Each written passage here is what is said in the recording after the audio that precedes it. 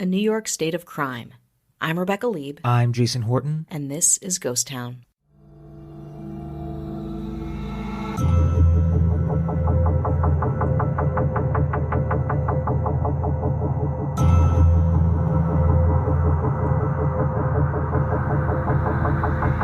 Well, the police are sure they're going to find the bodies in the woods, but in fact, that's not what happens. Kendall tells them the bodies are in the attic and crawl space of his house, where he lives with his mother, his father, and his sister. And all this time, we considered Kendall a suspect. We never thought for a minute that he would have all these bodies stored in his house while his mother, his father, and his sister lived there with him. When young women began to disappear without a trace in late 1996, in Poughkeepsie, New York, police eventually came to the conclusion they might have a serial killer on the loose. We're talking about Kendall Francois, the monster of Poughkeepsie, the Poughkeepsie Killer, or his childhood nickname, Stinky. Okay, I'm in. I don't know if you're someone who has a hometown serial killer, nor would you want one. You should not want to have one. There's serial killers out there that are unidentified right now, so you wouldn't know if you did or didn't. And I'm not counting if you live in a huge city where you can claim Richard Ramirez in LA. Yeah, that's or cheating. That doesn't count. This one is Poughkeepsie's own serial killer, where I used to live. I used to live in Poughkeepsie, and I lived in Poughkeepsie at the time when he was serial killing. That's the worst part. When you're there at the active point of their lives and you don't know it, that's what freaks me out. And this story also ties into a movie that came out in 2007 called The Poughkeepsie Tapes. They are unrelated, but they're not unrelated. In fact, sometimes when you look up one, usually the other comes up as well, because it's a movie about a serial killer in Poughkeepsie. Okay. And that has its own story. And when I did an episode for Too Scary Didn't Watch, we talk about the Poughkeepsie Tapes because it was on their list. And it is a very disturbing movie. But since it's a hometown story, I figured I owed it to the world. You do. Even though no one asked to talk about this, and the fact that there's a pretty good chance over the years that might be someone that walked past at the mall or a supermarket. Oh, that's creepy. The women that came up missing had one thing in common. They were all sex workers. When that usually happens, usually the police response initially isn't great, because it's just another prostitute, it's another sex worker that befell tragedy. And you almost, I'm sure they like to write that off pretty quick. It's not like it's an assemblyman or the child of a celebrity or anything like that. So that becomes unfortunate, in that they usually are an easy target because it's part of their job. Their profession entails going to somebody's house or somebody's car, and it might be someone who's unsavory. Mm-hmm. And in this case, it was. And in this case, it was at least 8 different times. But there were no... So the women would end up missing. 8 different women. There was no crime scene, no bodies. And as far as the investigation, they really had nothing to go on. So it was tough. Kendall Francois came to light. But on September 1st, 1998, police hit the jackpot. Detectives had pulled into a gas station where all of a sudden a man came up to the car and told the police that a young woman had told him she had been assaulted just moments ago by a very large man. Luckily, police were able to locate the girl in question, who confirmed the story and gave the officers a name, Kendall Francois, which is a name that sounds like somebody that would not fit this description. No, yeah. It's like an assistant professor name. Yeah, it's a very misleading name. Not that a name has anything to do with anything, but it just doesn't sound, if you said, if you were writing a typical movie about a serial killer, might not be the name you would go with. It's more murder mystery party than it is serial killer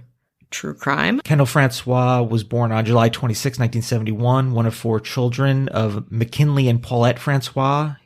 He was remembered by his neighbors as a large boy who taunted local children by his size, but mostly kept to himself. By the time Kendall was 14, he had reached 6'4" and weighed 250 pounds. Unsurprisingly, due to his size, he was part of both wrestling and football teams before joining the Army after his graduation. In 1994, Kendall was discharged and returned to Poughkeepsie. Just 2 years later, women turned up missing. Yes. Just 24 months. And to give you an idea, there's the town of Poughkeepsie, there's the city of Poughkeepsie, and there's crime in a lot of places.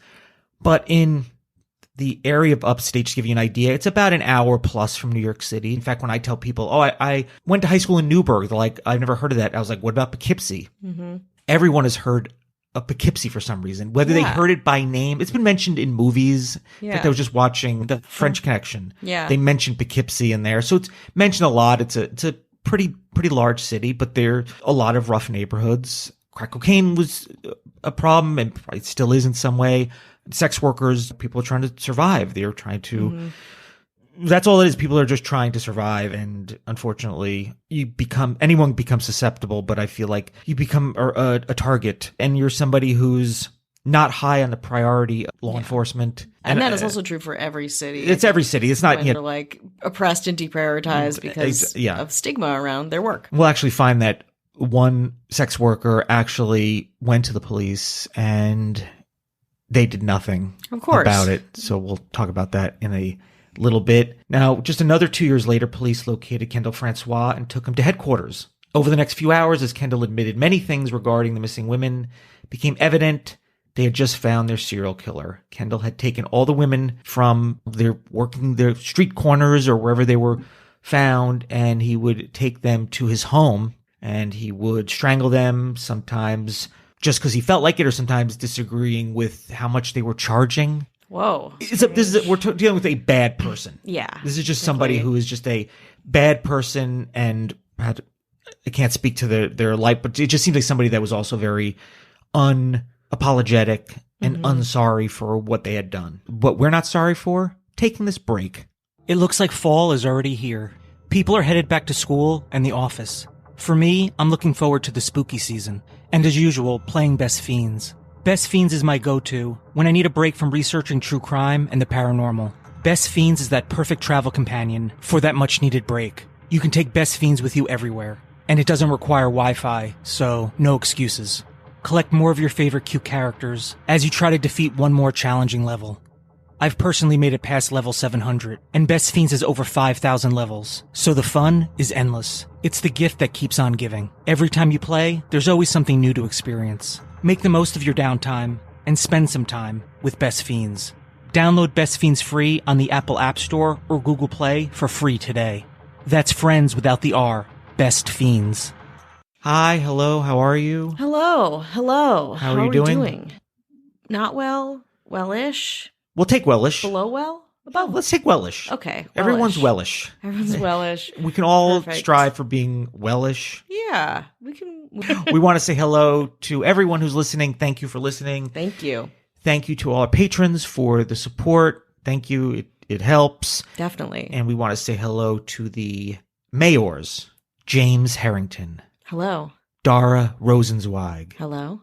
David Bull. Hello. Ashley Matson. Hello. And our governor, the one and only. You get one governor in this life, Avian Noble. If you didn't understand that, Avian Noble. If you didn't understand that, Avian Noble. They got it. I think they got it. I think they got it. Okay. Good. I want to say thank you to our government. If you would like early access, no ads, no chit chat, just the good stuff or mediocre stuff. Depends. You make the call. Patreon.com/GhostTownPod. Want to read some Podcast Addict reviews? Ooh. Yeah. We love Podcast Addict. Do they love us? I don't know. Stove with a V says 5 stars. Things I like about this podcast that other reviewers had said no one likes and therefore wrong. Jason and Rebecca's political views, dating stories, personal opinions, and chit-chat about nothing. They're hilarious. One time they talked about Rebecca's dates for legitimately 17 minutes of a 31-minute episode. Oh, my God. That's early on. That's early days. Oh, my God. Don't put minutes to that, please. Yeah. It's embarrassing. I don't even mind. Does the info get lost sometimes? Hell yes. Do I laugh a lot? Every fucking time, which I never curse, but unless it's a quote. Yeah, never change, I love you. Wow. Wow, okay. That's the best, worst review we've ever gotten. Was that bad? I don't know. I don't think it was bad. No. Backhanded compliments. And this one's from Slank. 5 stars. Just the perfect amount of weird stories and great storytelling. Just wish they did more. And other people are like, how about less? Yeah, they're like, don't answer that call.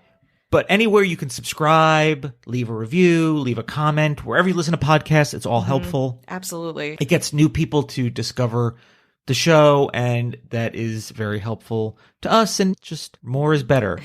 That's right. That's right. It's a quantity over quality is People what we've always have said. not asked, and we have answered nothingness. What we say is it's quantity over quality, and always date somebody you work with. It's always a good idea. That's right. That's right. Those are the If two you remember things. anything from binging our podcast at any point, remember that. Please, I beg of you, remember that. Also, Stitcher was kind enough to feature us in their spooky story section. Yes. Thank you, Stitcher. Thank you very much. Another place to rate and review, I Yeah. suppose. So many opportunities to tell us you hate us. Yeah, or you like the worst parts of us. Yeah, we'll take that too. Do we look picky? They love that I'm not tall on me. Yeah. And my low credit score. Oh, they hell love yeah. it. Absolutely. They love that about me. Absolutely. Here's somebody that there's nothing good to be said about. Kendall Francois. Kendall Francois was arrested on August 25th, 1998. The search warrant was drawn up and signed by a town court judge. Still, when a team of detectives and forensic investigators entered Kendall's house at 99 Fulton Street, nobody was ready for the horrors they were about to find. Oh my God. And to give you an idea where this is, it's actually relatively close to Vassar. What? You familiar with Vassar College? Yes, it's just very, it's crazy because when I think of, it's a beautiful area, honestly. It's like really nice. And like my conception of what you're talking about is the opposite of what you're telling me. With Poughkeepsie, yeah, Vassar College. I did not go there, but I went to a party or two there. Oh, yeah? Yeah, I did not attend there by any stretch of the imagination. Went to a kegger at Vassar? Yeah, but I was straight edge, so I didn't bother Cool, with that, cool, that very fun fun. stuff. But that was in the 90s. It was around this time. Hate that. And where his home wasn't necessarily in a bad place, but where you go to the city, Poughkeepsie, perhaps to go to the corners and see who's working. But that gives you a little lay of the land. I was going to say, when I say Vassar or I say Poughkeepsie, people understand that part of upstate New York. Kendall had hidden his victims' bodies all over the house that he shared with his parents. At least make it a shitty studio apartment. No, it's like a mom and dad with a backyard. Probably a grill. It's a nice house. It's a nice-ish house, modest house. Somewhere in the attic, somewhere in the basement, in crawl space. Many in such bad shape of decomposition. One officer reportedly ruined more than one pair of boots walking on human sludge. Oh my God. Oh, who buy? Never mind. And if that wasn't enough, Kendall also kept his victims' skulls in a plastic kiddie pool in the attic as if they were his trophies. I have a question though. Did his parents, where were they during this? They didn't know. Older, relatively sizable house, I suppose. They didn't notice a bunch of skulls in a kiddie pool? In the attic. It wasn't outside. They weren't swimming in it. I guess, but like human remains, like the journals just stepped. You're not like, oh, there's a femur and like clothes and decomposed flesh. The victims, Wendy Myers, 30, Gina Barone, 29, Catherine Marsh, 31, Kathleen Hurley, 47, Mary Healy Giacconi, 29, Michelle Eason, 27, Sandra Jean French, 51, Audrey Puglisi, 34, and Katina Newmaster, 25. That's so sad.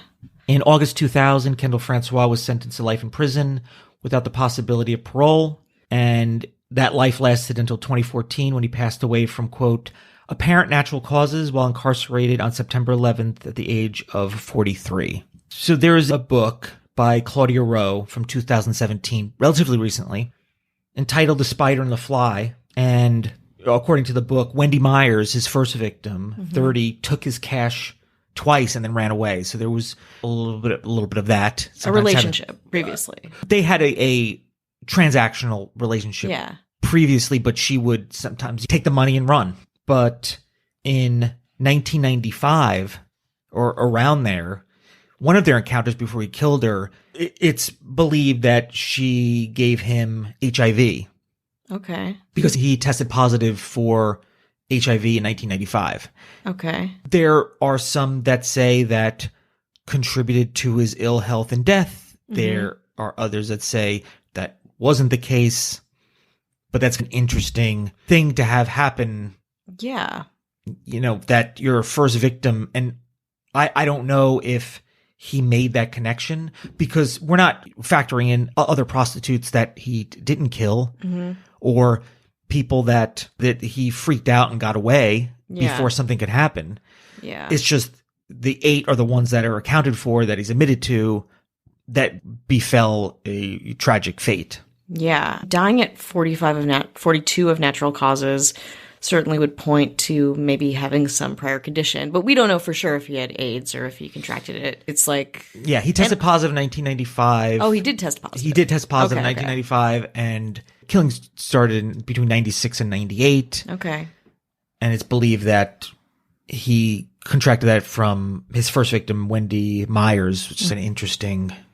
It's a sad, unfortunate, karmic kind of thing. I don't know, it's just a connection that was and made. just AIDS at that time and the misunderstanding around it, and it's just all just so much. It's a bad, a bad mix of factors that created the deaths of these innocent women. Now, there's one account of another woman that escaped his clutches, and she went to the police.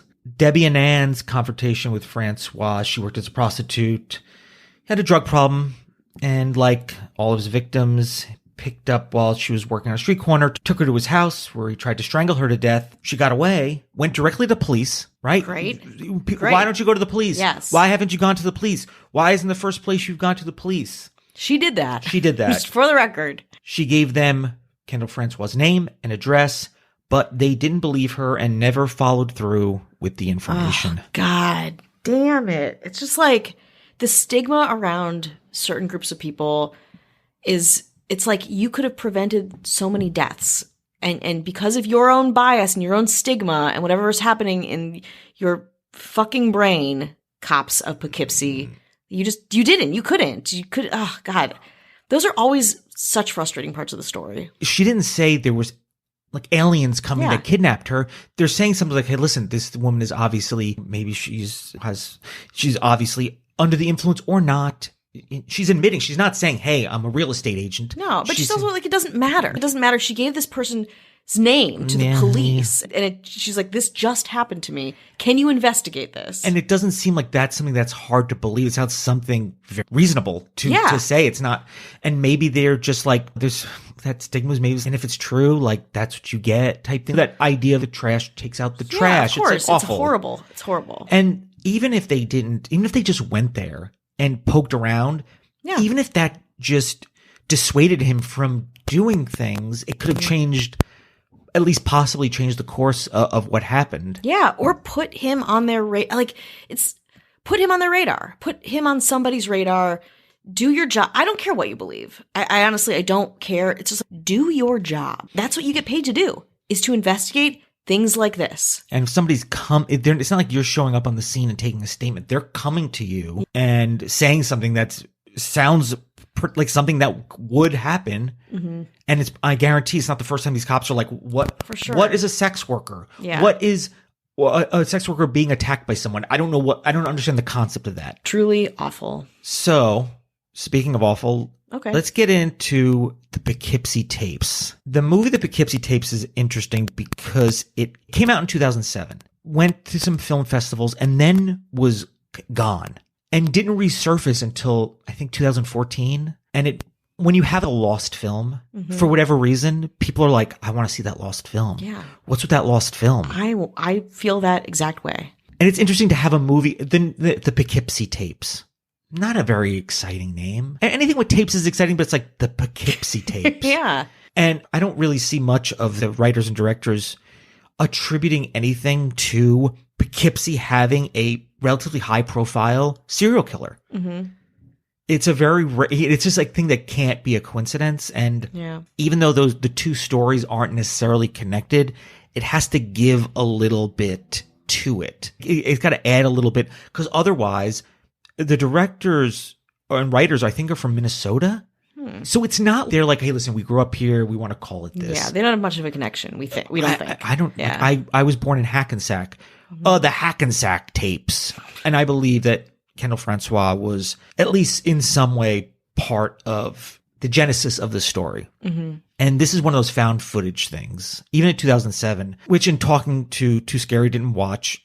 The thing about in 2007 is I don't think we were burnt out on found footage stuff yet. No. Blair Witch came out in 99. Paranormal Activities around 2007. I'm trying to get the dates. Yeah, probably around that, maybe a little earlier than that. Even now with like Kid 90, I still think there's a place for it. There definitely is, but as far as like the horror of found footage stuff, yeah, like in shaky 2021, it's not the same impact as 1999's Blair Witch, or say 2007's this movie or Paranormal Activity. Yeah, you mean in like what we will believe as real? Yes, where we're just like, is this a true story? Yeah, and the Poughkeepsie tapes is interesting because there's two things happening at once. One, it's a documentary or a faux documentary.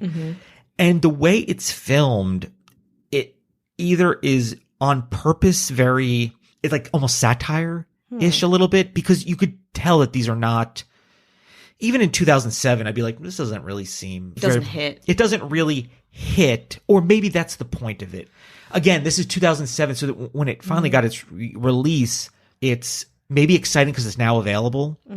But there's really been no reason why.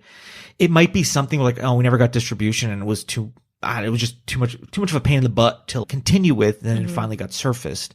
But that added to it. But the found footage part is it's the juxtaposition of almost this, not campy, but this, I'm a reporter or I'm a specialist. Okay. And I'm a police officer saying what happened that day. Yeah. It's like interview. It's like talking head interviews. Stuff. Yes. A specialist, but the actual found footage stuff is pretty terrifying because, and I think what's really smart is you have to use your imagination. They're showing you parts of it and your imagination runs wild with what's happening. And that's scarier because when they show you everything, there's no imagination. You're seeing it all. And whether it bothers you or not is up to you. Like, oh, I've seen it all. Doesn't bother me. Or I've seen it all. Pretty scary. But when it's just left to your imagination, it's pretty terrifying. It indicates a lot of pretty gruesome stuff. So even when we were doing that episode, it was a little bit difficult to go through because it's so jarring. So they did some I want to give the movie credit because they did things that were pretty unique. One random thing is just, you could just see like somebody getting like just dragged out of a grave. And that in itself is somebody's already dead, but what is happening to certain people. And there's one main character. Give us like a little synopsis. It's somebody who's a serial killer, and the police find, I think, 800 VHS tapes in the home. Okay. Amongst some other things. Okay. And that's how they maybe sort of make a little thing of things found in the home of Kendall Francois, I believe. Got it. So it's these videotapes they're watching. You've seen those VHS movies. They parallel these. Looking at things on a VHS tape is more terrifying than watching it on Apple TV. Do you know what I mean? Across the board, I think we all agree with that. VHS tape that you find, and there's so many of them, and there's like certain ones that are missing. So the movie does a good job of that. But the stuff that's happening, there's just like one character that's being kept there, and it just goes places that I don't even really want to talk about personally. Ooh, so if you want to see it so bad. If you're a horror movie person, or you're interested in a lost film, definitely check it out. I believe some of it's filmed in Poughkeepsie. I think from what I saw, like some of the aerial shots, I was like, oh, that looks like the Mid-Hudson Bridge. But then the rest of it, I believe, is filmed I believe they're from Minnesota and some in Los Angeles, because maybe there's resources and production houses. I don't really know. I'm always interested in filming locations, but it seems like Poughkeepsie is just the location of where it is. Packaging Kendall Francois, the serial killer, and the Poughkeepsie tapes, the movie, all in one experience. Yeah. If you want to roll the dice, take your chances and watch the Poughkeepsie tapes, it's available. It's out there. I do not condone it. In fact, I'd say this in the podcast. I was like, I do not condone this movie. Suggest people watch it, but I also say, listen, I don't know what you're into, but it's definitely. Where did you watch? Like, where can I find it? I think you find it, and I think it's even streaming and such, and you can find, on YouTube, people cover it and talk about it. But the things that happen in the found footage parts are pretty terrifying. And I'll say one thing about it that I also found was interesting is that a fact is that you're seeing a lot of things through the POV of the killer because they're holding the camera. Yeah. So you have that POV, but they purposely had somebody who was not a camera person be that camera person, which is good because when you have somebody who's like, oh, listen, I'm great. Like I'm a DP. Yeah. Everything's going to look too perfect. Yeah. But when you get somebody there's just somebody's like, here, hold this video camera and do it like any way you would do it. It has almost this very human like feel to it, whereas this is just a regular sociopath that's not necessarily, oh, I went to film school for a couple of years, so I'm going to make sure I get all the shots perfect. So everything's like a little bit, maybe a little askew, a little bit jarring, which I thought was I was like, I appreciate that regardless of what the content is of this movie. So that sounds terrifying. Yeah. So listen, and come to Poughkeepsie when you get a chance. We'd love to see you. That sounds great.